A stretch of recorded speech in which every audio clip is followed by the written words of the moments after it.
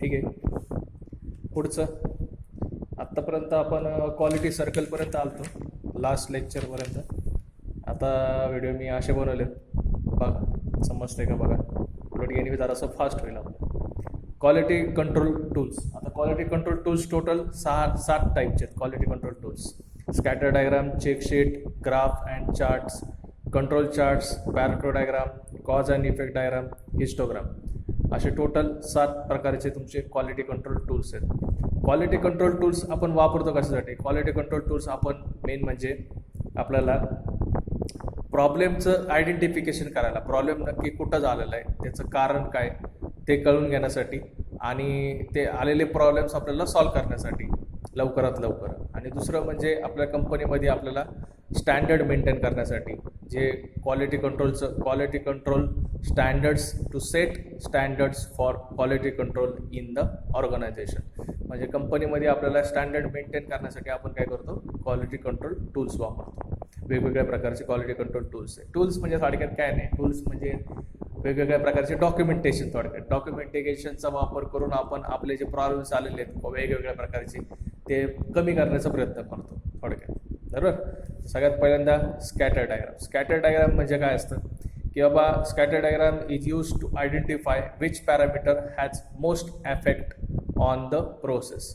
Scatter डायग्रामने आपल्याला काय कळतं की समजा आपली एक प्रकारची समजा छत्री आहे, आपण छत्री बनवली, आपली माझी छत्रीची कंपनी आहे, तर छत्रीचं सेल्स कमी किंवा जास्त होण्यासाठी सगळ्यात महत्त्वाचं पॅरामीटर कोणतं आहे, म्हणजे कोणत्या पॅरामीटरमुळं, कोणत्या गोष्टीमुळं माझी छत्रीचं कंपनीचा सेल जो आहे छत्रीचा तो कमी होऊ शकतो किंवा जास्त वाढू शकतो, हे म्हणजे हा पॅरामीटर कोणता आहे हे आपल्याला समजून घेण्यासाठी आपण काय करतो? स्कॅटर डायग्रामचा वापर करतो. म्हणजे ज्यांनी आपल्याला कळतं की आपल्या कंपनीचा प्रोडक्टचा जो सेल आहे तो कोणत्या गोष्टीमुळं कमी किंवा जास्त होतोय.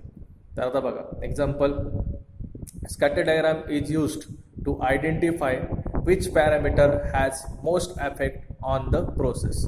कोणत्या पॅरामीटरमुळं सगळ्यात जास्त प्रोसेसमध्ये इफेक्ट होतोय, फरक पडतोय त्यालाच काय म्हणायचं? स्कॅटर डायग्रामने आपण ते शोधून काढतो. Okay. In this independent parameter is taken on X axis and dependent parameter is taken on Y axis. आता ते डिपेंडेंट पॅरामीटर कोणते आणि इंडिपेंडेंट पॅरामीटर कोणते ते आपण बघू पुढं.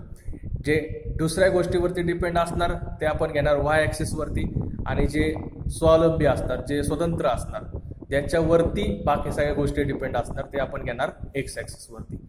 आता एक्झाम्पल आपण घेऊया. If we consider sales of particular product at different temperature.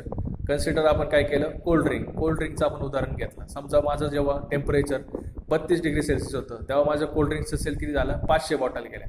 जेव्हा 36 डिग्री झालं सेल्स तेव्हा किती बॉटल गेल्या? 700 बॉटल गेल्या. सिमिलरली जसं जसं माझं टेम्परेचर वाढत जाते तसं माझे सेल्स काय होतात? वाढत जाते. म्हणजे कोल्ड्रिंकचं सेल माझं काय होत चाललंय?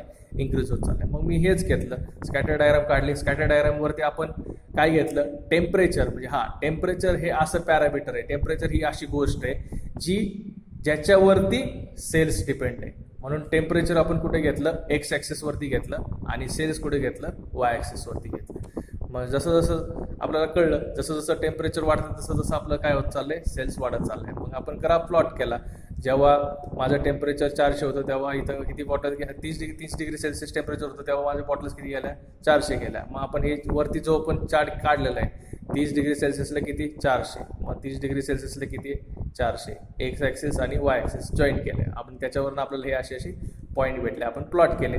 या डायग्रामवरून आपल्याला काय कळू शकतं? दुसऱ्या माणसाला लवकर कळू शकतं ना, की दुसऱ्या माणसालाही लवकर कळेल. जसं जसं टेम्परेचर वाढते तसं तसं सेल्स वाढतात. हे समजून सांगायला दुसऱ्याला सोपं जातं, आणि असं त्याचा वापर करतो आपण. From the figure we can easily understand that sales depends on the temperature. टेम्परेचरवरती सेल हे काय डिपेंड आहे. Hence temperature is independent parameter. म्हणून टेम्परेचर काय आहे? इंडिपेंडेंट पॅरामीटर आहे, जे कोणावरती डिपेंड नाही आहे. अशाला काय म्हणायचं? इंडिपेंडंट. आणि and hence we taken it on X axis. And the sales is dependent parameter. Sale हे काय आहे? Dependent parameter. हे दुसऱ्या गोष्टीवरती डिपेंड आहे, म्हणून आपण त्याला काय म्हटलं? Dependent parameter. So it is taken on the Y axis. So from the figure we can easily understand temperature is important parameter for the sale. याच्यावरनं आपल्याला काय कळलं की टेम्परेचर हे काय आहे इम्पॉर्टंट पॅरामीटर आहे आपल्या कंपनीच्या सेल्ससाठी. तर असा आपण याचा वापर केलेला आहे. कळलं? स्कॅटर डायग्राम इझी आहे. तर हे झालं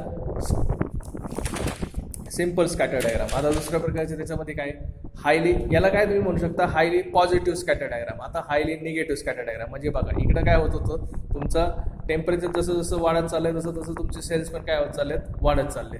इथं काय होतंय, उलटं होतंय. जसं जसं तुमचं टेम्परेचर कमी होत जाणार तसं तसं तुमचं सेल्स काय होत जाणार आहे, कमी होत जाणार आहे. म्हणजे याला काय म्हणणार highly negative parameter scatter diagram. त्याच्यानंतर कॉन्स्टंट पॅरामीटर स्कॅटर डायग्राम म्हणजे याच्यामध्ये एक पॅरामीटर तुमचा काय असणार आहे, कॉन्स्टंट असणार आहे. आता इथं ही अशी लाईन मारली, याचा अर्थ कोणता आहे, ही हे जे वाय ॲक्सिसचं जे पॅरामीटर आहे इथं सेल्स तुमचा काय राहणार आहे, कॉन्स्टंट राहणार आहे. आणि इथं अशी लाईन मारली, याचा अर्थ काय, इथं तुम्ही जे काही घेताल एक्स ॲक्सिसवरती जे काही घेताल या डायग्रामवरती एक्स ॲक्सिसवरती तुम्ही जे काही घेताल तिथं त्याचा अर्थ काय, ते तुमचं काय राहणार आहे, कॉन्स्टंट राहणार आहे. इंडिपेंडेंट पॅरामीटर म्हणजे याचा आणि याचा, इथं घेतलेल्या पॅरामीटरचा आणि इथं घेतलेल्या पॅरामीटरचा एकमेकांशी काही संबंध असणार आहे. In this both parameters are not related to each other. त्याला काय म्हणणार तुम्ही, इंडिपेंडंट पॅरामीटर्स. स्कॅटर डायग्राम हे इम्पॉर्टंट आहे. स्कॅटर डायग्राम पेपरला विचारलेलं आहे. इथून चालू करायचं पूर्ण स्कॅटर डायग्रामचं शेवटपर्यंत इथपर्यंत लिहून टाकायचं. Next check sheet. चेकशीटचा वापर कशासाठी करतो, it is use to collect the data and check whether the particular product is available or not. आपल्याला आपण याच्या चेकशीटने काय करतो, डाटा कलेक्ट करतो, वेगवेगळ्या प्रकारचे डाटा कलेक्ट करतो आणि आपल्या कंपनीमध्ये जे प्रोडक्ट आपल्याला पाहिजे ते अवेलेबल आहे का नाही, आपल्याला जे प्रोडक्ट पाहिजे ते अवेलेबल आहे का नाही हे याच्यावरनं कळतं. आणि अजून एक काय कळतं, also it is okay or not.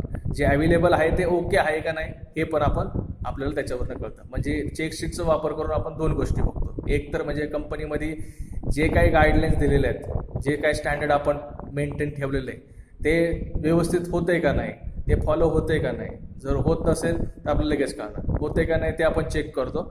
आणि प्रोडक्ट अवेलेबल आहे का नाही ते चेक करतो. आणि ते प्रोडक्ट अवेलेबल जे आहे ते ओके आहे का नाही ते पण आपल्याला त्याच्यावरनं कळतं. It is used for telling the how many number of times the defect is occur. याच्यावरनं आपल्याला कळतं की सपोज मी एक प्रोडक्ट चेक केला, सपोज मी आता लेथ मशीनवरती एक जॉब बनवला, लेथ मशीनवरती जॉब बनवला तर मला माहिती आहे कोणते कोणते डिफेक्ट्स येऊ शकतात, कोणते कोणते डिफेक्ट्स येऊ शकतात हे मला 100% जर माहिती असेल तरच मी त्याचा चेकशीटचा वापर करू शकतो. तिसरा पॉईंट तोच आहे, it is used Wien full clarity about the object is non.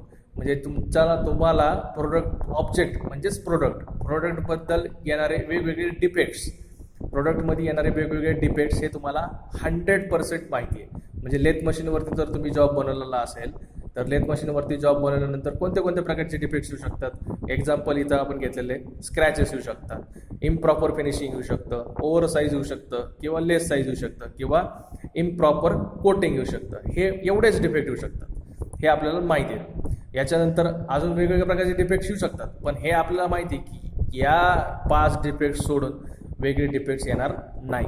हां, जर तुम्हाला माहिती असेल, कंपल्सरी तुम्हाला जर हे माहिती असेल की हे 5च तुमचे डिफेक्ट येणार तरच तुम्ही काय करू शकता, चेकशीटचा वापर करू शकता. तर चेकशीटचा वापर करून आपण तेच करणार आहे. म्हणजे बाबा कंपनी प्रोडक्टमध्ये आलेले कोणते कोणते प्रकारचे डिफेक्ट्स आहेत आणि ते किती वेळा आलेले आहेत. म्हणजे समजा मी प्रोडक्ट चेक केले तर मला काहीतरी दिला 50चा स्लॉट दिला, टोटल नंबर ऑफ डिफेक्ट्स मला काहीतरी टोटल नंबर डिफेक्ट्स नाही, टोटल मला काहीतरी एक 50चा एक हे दिला, सेट दिला किंवा मला 50 जॉब्स चेक करायला सांगितले. तर 50 जॉब चेक केल्यानंतर त्या 50 जॉबपैकी 12 जॉबमध्ये काय झालेले, स्क्रॅचेस तयार झालेले आहेत. त्याच्यामध्ये 7 जॉबमध्ये इम्प्रॉपर फिनिशिंग आलेले आहे, त्या 5 जॉब ओव्हर साईज आहेत, त्या 2 जॉब लेस साईज आहेत, कम्पॅरेटिव्हली इम्प्रॉपर कोटिंग 3 जॉबला झाले. म्हणजे टोटल नंबर ऑफ डिफेक्ट किती झालेले आहेत, 29 झालेले. हां, मग याच्याबद्दल तुमचे ॲक्सेप्टेड कोणते कोणते आहेत किंवा जे तुम्ही नीट करू शकता ते तुम्ही नीट करणार. म्हणजे आपल्याला इझिली कळतं, लवकर कळतं की बाबा आपले क्वालिटी आपण मेंटेन करतोय आणि आपल्याला प्रोडक्टमध्ये बाबा हे प्रॉब्लेम आलेले आहेत ते आपण सॉल्व्ह करू शकतो. असं त्यांचा चेकशीटचा वापर होतो. In this defect is confirm by vertical lines and number of defects is mark on it. Defects is confirm by vertical lines. Defects तुमचे काय आहेत, वर्टिकल लाईन्सने तुम्ही डिफेक्ट काढणार आहेत आणि त्याच्यावरनं तुम्ही काय करणार, इथं काउंटिंग करणार आहे. बघा तुमची चेकशीट कशी असते, अशी असते. बघा ऑपरेशन कोणते कोणते आहेत, प्रोडक्टचं नाव काय, डाटा तुमचा कोणता आहे, प्रोडक्ट नेम, त्याचं डेट असेल ते, डाटा झालं चुकून, डेट असेल ते, इन्स्पेक्टेड नंबर ऑफ आयटम्स, किती नंबर ऑफ आयटम्स तुम्ही इन्स्पेक्टेड केलेत, रिमार्क्स, ऑल आयटम्स इन्स्पेक्टेड केलेले आहेत, आपण इथं रिमार्क दिलं किंवा मी सगळे जॉब चेक केलेले आहेत, टाईम कधी चेक केलेले आहेत, एक्झिक्युटिव्ह नेम कोणी चेक केलेलं आहे त्या माणसाचं इथं नाव असणार आहे, कधी चेक केले ते इथं असणार आहे, चेक झाल्यानंतर तुमचं इथं म्हणजे ह्या असं तुमचे चेकशीट असते. म्हणजे कधी पण समजा भविष्यामध्ये प्रॉब्लेम जर आला तर लगेच आपल्याला कळते की बाबा या माणसाने कोणी चेक केलं आहे, या माणसाने चेक केलं आहे, कधी चेक केलं आहे, यांनी चेक केलं आहे. तर त्यावेळेस तुम्ही हे स्क्रॅचेस दिलते का, हे प्रॉब्लेम आलते का, आले असेल तर ओके. हां, मग जर प्रॉब्लेम इथं लिहिलेले प्रॉब्लेम तर आलाय आणि इथं लिहिलं नाही आहे तर मग लगेच कळतं की बाबा या माझी चूक झाली, म्हणजे आपल्याला याला काहीतरी आपल्याला करता येतं, म्हणजे त्याला आपण पेनल्टी काहीतरी देऊ शकतो. असं याच्यावरनं आपल्याला चेकशीटवरनं आपल्याला माहिती. तुम्ही याच्यामध्ये बघितलेलं असेल चेकशीट आपल्या तुम्ही थिएटरमध्ये गेल्यानंतर बघा, थिएटरमध्ये गेल्यानंतर ते मागं टॉयलेटमध्ये लिहिलेलं असतं सगळं की बाबा आज हे नळ चेक केला आहे, क्लिअर पाणी व्यवस्थित येतं आहे, त्याच्यानंतर संडास साफ केलेलं आहे, सगळं त्याच्यामध्ये दिलेलं असतं की बाबा आज एवढं पाण्याचे ग्लास आहेत, असं चेकशीट असते. कधी पण तुम्ही चेक करू शकता. तर त्याच्यानंतर तिसरा नंबरचा ग्राफ आणि चार्ट. याची काही माहिती तुम्हाला विचारणार नाही कारण ते पुस्तकामध्येच ते जास्त नाही आहे, त्याच्यामुळे विचारणार नाही. तर वेगवेगळ्या प्रकारचे ग्राफ आपण आधीपासून बघितलेले आहेत. Line graph, bar graph, dot graph आणि हे पाय चार्ट. पाय चार्ट तर सिम्पल आहे बघा, 50% जास्त आहे. म्हणजे थोडक्यात कोणता पण एक प्रॉब्लेम घ्या, जॉब घ्या आणि वेगवेगळ्या प्रकारचे प्रॉब्लेम्स घ्या. आत्ताचं उदाहरण जर आपण घेतलं, लेथ मशीनवरचा जर जॉब घेतला तर बाबा लेथ मशीनवरती जॉब 100%, तर त्यातले 50% जॉबचा प्रॉब्लेम काय होतोय, 50% ओके आहेत, 25% बाबा काय बाबा स्क्रॅचेस आलेले आहेत, 12.5% इम्प्रॉपर कोटिंग झालं आहे आणि 12.5% बाबा ओव्हरसाईज झाले. तर असं आपण काहीतरी लिहू शकतो पाय चार्टचं. फेकून तुम्ही लिहू शकता ग्राफ आणि चार्ट. येणार तर नाहीच, आलं तर या 4 डायग्राम काढा, खाली मनाने काय बनले. आता histogram is also called as frequency distribution diagram. याला तुम्ही दुसरं नाव काय आहे, फ्रिक्वेन्सी डिस्ट्रीब्युशन डायग्राम. याच्यामध्ये आपण काय काय करतो, in this we divide all data into sub groups. म्हणजे याच्यामध्ये आपण असे छोटे छोटे सब ग्रुप करतो बघा. हा डाटा टोटल किती आहेत, समजा 12 महिन्याचं आहे, तर 12 महिने आपण एकाच वेळेस घेत नाही, तर आपण प्रत्येक महिन्याचं दिलेलं आहे. जानेवारी, फेब्रुवारी, मार्च, एप्रिल, मे, जून, जुलै, ऑगस्ट, सप्टेंबर, ऑक्टोबर, नोव्हेंबर, डिसेंबर. आता इथं माझं थोडंसं राहिलेलं आहे ते वाढवा तुम्ही, बरोबर. तर असं आपण त्याचे सब ग्रुप्स करतो आणि त्या सब नंबर ऑफ सब ग्रुपपासून and counting the number of points in each sub groups. आपण प्रत्येक सब ग्रुपमधले आपण पॉईंट्स काय करतो, काउंट करतो आणि number of points in each sub groups and then plotted as a height. आणि ते आपण काय करतो, हाईट म्हणून काय करतो, इथं प्लॉट करतो. एक्झाम्पल काय घेतलेले यांनी, सेल्सचे घेतलेले बाबा. Consider sales of a product in a each month. प्रत्येक मंथमध्ये किती सेल होते ते आपण बघितले बाबा. जानेवारीमध्ये बाबा समजा माझ्या गाड्यांचा सेल एवढा झाला, फेब्रुवारीमध्ये थोडासा कमी झाला, मार्चमध्ये अजून थोडा कमी झाला, एप्रिलमध्ये वाढला थोडासा, मे मध्ये सगळ्यात जास्त कुठं होतंय, नोव्हेंबर आणि डिसेंबरला होते. आता इथं मधले महिने राहिलेत ते तुम्ही काढा, पूर्ण 12 महिने दिसले पाहिजे.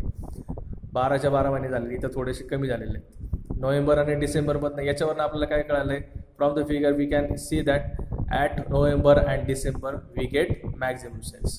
नोव्हेंबर आणि डिसेंबरमध्ये काय भेटतं आपल्याला, मॅक्झिमम सेल भेटतोय.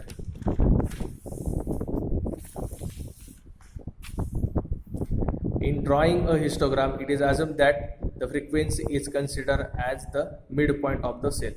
म्हणजे नॉर्मली तुमचा हिस्टोग्राम कधीच तुमचा हिस्टोग्राम असं दिसत नाही. हिस्टोग्राम तुम्हाला कसं दिसणार आहे, हिस्टोग्राम नॉर्मली तुमचा हिस्टोग्राम जो आहे तो असा असणार आहे. कधी पण जास्त तुमचे ज्याची फ्रिक्वेन्सी सगळ्यात जास्त असणार ते तुमचं कुठं दाखवणार, तुम्ही सेंटर दाखवणार. म्हणजे थोडक्यात समजा जर आता याचं जर आपल्याला चेंज करायचं असेल तर नोव्हेंबर आणि डिसेंबर सगळ्यात जास्त आहे. मग मी काढताना कसं काढणार, नोव्हेंबर आणि डिसेंबर हे कुठं दाखवणार, सेंटरला दाखवणार. नोव्हेंबर, डिसेंबर, जानेवारी, फेब्रुवारी, मार्च, एप्रिल, मे, परत इकडनं जून, जुलै, ऑगस्ट, सप्टेंबर, ऑक्टोबर, परत नोव्हेंबर. म्हणजे असं नोव्हेंबर आणि डिसेंबर हे जे 2 मंथ इथं आलेले आहेत, हे 2 मंथ ते उचलून मी कुठं ठेवणार, इथं मध्ये ठेवणार. डिसेंबरच्या पुढचे एप्रिलपर्यंत इकडं आणि एप्रिल नंतरचे परत नोव्हेंबरपर्यंतचे इकडं. म्हणजे नोव्हेंबर आणि डिसेंबर आपल्याला काय करायचे, मध्ये ठेवायचे, एवढं लक्षात ठेवा. हे नोव्हेंबर आणि डिसेंबर जे आलेले ते तुम्ही कुठं दाखवणार, मध्ये. नोव्हेंबर, डिसेंबर, समजा इथं नोव्हेंबर सगळ्यात जास्त आहे, नोव्हेंबर सेकंड लास्ट, डिसेंबर सगळ्यात जास्त, त्याच्यानंतर जानेवारी, फेब्रुवारी, मार्च, एप्रिल, मे, जून, त्याच्यानंतर इकडनं परत चालू करा, जुलै, ऑगस्ट, सप्टेंबर, ऑक्टोबर, परत आला नोव्हेंबर. म्हणजे कळलं नोव्हेंबर आणि डिसेंबर कुठे येणार, मध्ये येणार. असं तुम्ही हिस्टोग्राम काढता. आता हे कसं मी नॉर्मल सिम्पल काढलेले समजण्यासाठी, पण कधी पण हिस्टोग्राम आपला कसा असतो, कधी पण हिस्टोग्राम आपला असा असतो. जे तुमची जास्त फ्रिक्वेन्सी असते, फ्रिक्वेन्सी सगळ्यात जास्त, हाईट सगळ्यात जास्त कुठं आली, इथं आली 100, 30 आणि 35ला, तर ते तुम्ही कुठं दाखवतात, सेंटरला दाखवतात कधी पण. त्याच्यानंतर पॅरोटो डायग्राम किंवा Pareto chart. Pareto diagram is a diagram to which cost associated with different items such as quality, productivity, safety, etc. are arranged according to their cost. म्हणजे थोडक्यात आपल्याला वेगवेगळे डिपार्टमेंट आहे आपले. क्वालिटी डिपार्टमेंट आहे, productivity production department आहे, maintenance department आहे. प्रत्येक डिपार्टमेंटमध्ये सगळ्यात जास्त कॉस्ट म्हणजे सगळ्यात जास्त खर्च कोणत्या डिपार्टमेंट, सगळ्यात जास्त खर्च कोणत्या डिपार्टमेंटने केला आहे, सगळ्यात जास्त खर्च, सगळ्यात जास्त वेस्ट कोणत्या डिपार्टमेंटमुळे झालेला आहे, ते आपल्याला याच्यावरून कळतं. समजा कॉज 1, आता हा कॉज 1 कोणत्या तरी एका डिपार्टमेंटमुळे असणार, कॉज 2 हा दुसऱ्या डिपार्टमेंटमुळे असणार, कॉज 3 हा तिसऱ्या डिपार्टमेंट, कॉज 4 चौथ्या डिपार्टमेंटमुळे. म्हणजे हे वेगवेगळे काय आहे तुमचे डिपार्टमेंट आहेत. मग याच्यावरनं आपल्याला काय कळतं की समजा हा कॉज 1 समजा प्रोडक्शन डिपार्टमेंट आहे. प्रोडक्शन डिपार्टमेंट हे काय तुमचं सगळ्यात जास्त कारणीभूत कोणाला आहे, तुमच्या फेल्युअरला आहे. कळलं. याच्यावरनं आपल्याला काय कळतं की because of this we can easily understand which department, कोणतं department or stage is most responsible for the loss. कोणतं डिपार्टमेंट किंवा कोणती स्टेज किंवा कोणतं डिपार्टमेंट हे तुमचं काय आहे, लॉसला सगळ्यात जास्त कारणीभूत आहे, हे आपल्याला याच्यावरनं कळतं. वेगवेगळे कॉजेस आपण एक्स ॲक्सिस बघा, हा तुमचा प्रॉब्लेम आहे, इफेक्ट, प्रोडक्ट, प्रॉब्लेम किंवा इफेक्ट. म्हणजे एक प्रॉब्लेम समजा आला, म्हणजे पेनामध्ये समजा पेनाचं उदाहरण घेतलं तर पेन माझा खराब झालेला आहे, तर पेन खराब होण्यासाठी वेगवेगळे डिपार्टमेंट, पेन कुठून चालू झाला, फर्स्ट स्टेज ते फायनल स्टेज. फर्स्ट स्टेज कोणती, समजा design, production, maintenance, quality, purchase, त्याच्यानंतर सेल्स, असे वेगवेगळे डिपार्टमेंट मी इथे लिहिले. तर बाबा सगळ्यात जास्त प्रॉब्लेम्स कोणामुळे आलेले आहेत, सगळ्यात जास्त कारणीभूत कारण कोण आहे, प्रोडक्शन डिपार्टमेंट. तर मग प्रोडक्शन डिपार्टमेंट वरती लिहिणार.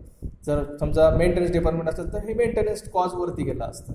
असं याच्यावरनं आपल्याला काय कळतं, पॅरोटो डायग्रामवरनं किंवा पॅरोटो चार्टवरनं आपल्याला कळतं की कोणतं डिपार्टमेंट किंवा कोणती स्टेज हे लॉसेसला पर्सेंटेज कॉस्ट म्हणजे कॉस्ट वाढण्यासाठी इम्पॉर्टंट आहे, कॉस्ट वाढवण्यासाठी कारणीभूत आहे, हे आपल्याला कळतं. समजलं. आता next cause and effect diagram. Cause and effect डायग्रामला दुसरं नाव काय आहे, इशिकावा डायग्राम. इशिकावा डायग्राम पण त्याला म्हणतात. Cause and effect diagram is also called as fish bone diagram. म्हणजे त्याचा आकार जो आहे, त्याचा शेप जो आहे तो फिश सारखा आहे, फिशच्या बोन सारखा आहे, म्हणून त्याला फिश बोन डायग्राम पण असं म्हणतात. Because it is shape like a bones of the fish. It systematically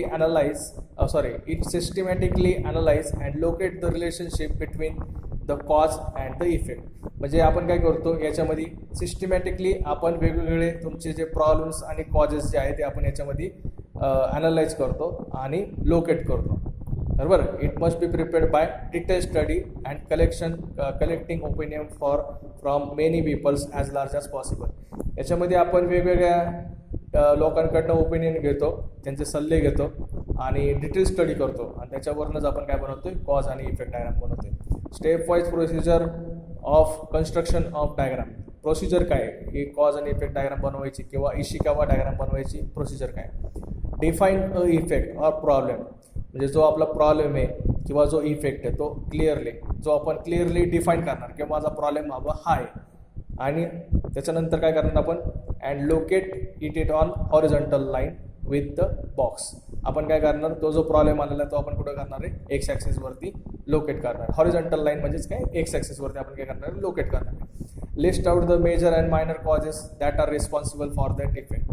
त्याच्यानंतर बाबा तो प्रॉब्लेमला कारणीभूत कोण आहे, मेजर कारणीभूत कोण आहे, मेजर कॉजेस कोणते आहेत आणि मायनर कॉजेस कोणते आहेत, हे आपण याच्यावरती लोकेट करणार. त्याच्यानंतर to find out different causes, make detail study and the opinion from the maximum people as possible. आपल्याला वेगवेगळे major and maximum minor causes आपल्याला लोकेट करण्यासाठी आपण वेगवेगळ्या लोकांचं ओपिनियन घेणार आणि डिटेल स्टडी करणार. Look for the possible solution of this causes. त्याच्यानंतर आपण वेगवेगळे त्याचे सोल्युशन कोणते कोणते ते आपण विचार करणार त्याचा, आणि त्याच्यानंतर आपण त्याचे चेंजेस करणार. Introduce the changes.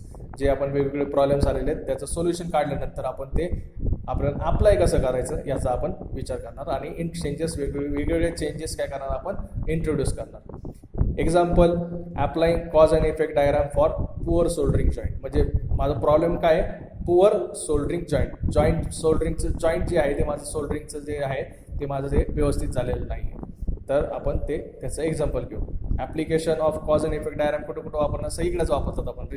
रिसर्च डिपार्टमेंटमध्ये, मॅन्युफॅक्चरिंगमध्ये, मार्केटिंगमध्ये, ऑफिस ऑपरेशनमध्ये, सर्व्हिस इंडस्ट्रीमध्ये सगळीकडे आपण वापरतो. आता एक्झाम्पल बघा, आपला प्रॉब्लेम काय होता, पुअर सोल्डरिंग जॉईंट होता. पुअर सोल्डरिंग जॉईंट हा तुमचा काय झाला, इफेक्ट झाला. आपण घेतला ते एक्स ॲक्सिसवरती किंवा हॉरिझॉन्टल लाईनवरती घेतलं त्याला, हा तुमचा काय इफेक्ट आहे. आता त्याचे वेगवेगळे कॉजेस कोणते काही मेजर कॉजेस आहेत, काही मायनर कॉजेस आहेत. मेजर कॉजेस किंवा मायनर कॉजेस कोणते असू शकतात. स्पेसिफिकेशन म्हणजे मटेरियलचं तुमचं स्पेसिफिकेशन आहे. वर्कर कारणीभूत असू शकतात, मेथड कारणीभूत असू शकते, प्रोसेस, इक्विपमेंट आणि मटेरियल. तर हे तुमचे काय झालेले मेन डिपार्टमेंट झाले आहेत बाबा, याच्यातमधनं प्रॉब्लेम्स येऊ शकतात. तर आता सपोज आपण एक्झाम्पल घेतलं स्पेसिफिकेशनमध्ये काय घेऊ शकतं, work unit too small for manual operation. तुमचं जे कंपनी जे आहे ते तुमचं काय खूप स्मॉल आहे त्या सोल्डरिंगच्या जॉईंट करण्यासाठी, त्याच्यामुळे ते सोल्डरिंगचं जॉईंट व्यवस्थित होत नाही आहे. त्याच्यानंतर टॉलरन्स, हाय टॉलरन्स, हा तुमचं काय कॉजेस आहेत, वेगवेगळी कारणं आहेत किंवा इफेक्ट म्हणजे तुमचा हा जो इफेक्ट आहे पुअर सोल्डरिंग जॉईंट हे का बरं झाला, हा प्रॉब्लेम का बरं आला, हे 2 कारण. किंवा तुमचं काय तुमची जी जागा आहे, काम करण्याची जागा आहे ती काय खूप कमी आहे, छोटी आहे, आणि तुमचा जो टॉलरन्स आहे कंपनीमध्ये, तुम्ही जो टॉलरन्स दिलेला आहे तो खूप छोटा आहे, म्हणजे साईज खूप कमी आहे, खूप ॲक्युरेसी जास्त आहे, त्याच्यामुळे तुमचा तो प्रॉब्लेम आलेला आहे. प्रोसेसमध्ये काय करू शकतं, process capabilities, manual process inadequate. तुमची जी प्रोसेस जी आहे ती इनॲडिक्वेट आहे, व्यवस्थित नाही आहे. प्रोसेसची कॅपॅबिलिटी नाही आहे, ती प्रोसेस तुम्ही जी अप्लाय करायची ती कॅपेबल नाही आहे ते सोल्डरिंग करण्यासाठी. त्याच्यानंतर इक्विपमेंट्स, तुम्ही जे इक्विपमेंट वापरणार आहे, डिझाईन ऑफ सोल्डर रॉंग, तुमचं म्हणजे इक्विपमेंट्स तुमचे खराब आहेत, म्हणजे इनकरेक्ट टेम्परेचर आहे, सोल्डर वेट टू लार्ज आहे, तुमचं जे सोल्डरिंगचं जे बीट आहे ते व्यवस्थित नाही आहे, ज्यांनी तुम्ही सोल्डरिंग करणार आहे ते तुमचं इक्विपमेंटच चुकीचं आहे, टेम्परेचर तुमचं चुकीचं आहे, डिझाईन तुमचं सोल्डरिंगचं चुकीचं आहे. वर्करकडनं काय प्रॉब्लेम येऊ शकतात आपल्याला, मिसिंग जॉईंट्स, म्हणजे तुमचं वर्करने काय केलं आहे ते तुमची जिथं सोल्डरिंग करायचं तिथं सोल्डरिंग केलेलंच नाही आहे. वर्कर स्ट्रेसमध्ये आहे, त्याच्यानंतर व्हॅरिबिलिटी इन वर्कर आहे, वर्कर सारखे चेंजेस होतात, इम्प्रॉपर ट्रेनिंग आहे त्याला, वर्करला इम्प्रॉपर ट्रेनिंग आहे, हे असे वेगवेगळे प्रॉब्लेम्स आहे. मेथडमुळे काय होऊ शकतं, क्लिनिंग प्रोसिजर व्यवस्थित नाही आहे, कन्व्हेयर्सचा स्पीड तुमचा व्यवस्थित नाही आहे, म्हणजे हे तुमचं प्रॉब्लेम्स होऊ शकतात.